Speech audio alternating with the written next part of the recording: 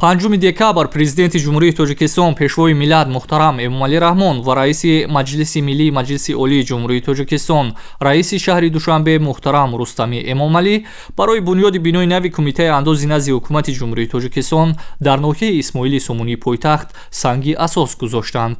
Зимни шиносои лоиҳа ба Сарвари давлат муҳтарам Эмомалӣ Раҳмон иттилоъ дода шуд, ки иншооти нави Кумитаи андози назди ҳукумати ҷумҳурии Тоҷикистон аз 4 бинои 3 ва 16 ошхонаву таххона иборат буда, дорои 12 маҷлисгоҳи барҳаво, толор бо 500 ҷойи нишаст ва ошхона бо 160 ҷойи нишаст пешбинӣ гардидааст.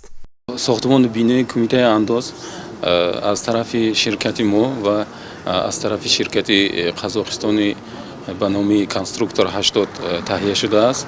Бино аз 16 ошхона иборат аст. Бо сохтани ин бино як гӯшаи пойтахтамон зебоӣ обод мешавад.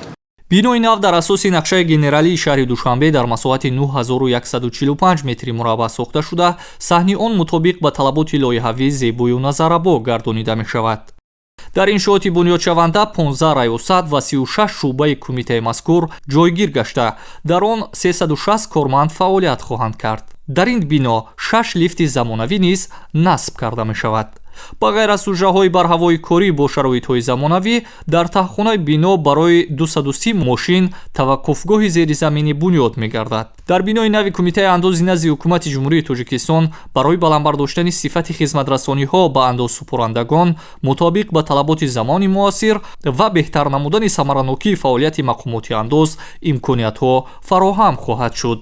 лоиҳаи мазкур бо назардошти талаботи меъморӣ ва шаҳрсозии муосир амалӣ мегардад. дар иншоот унсурҳое ҷой дода мешавад, ки ифодагари таъриху фарҳанги ибратомӯзи мардуми тоҷик буда, шукуфоӣ, субот ва пешрафти Тоҷикистонро дар даврони соҳибистиқлолии кишвар инъикос хоҳад кард.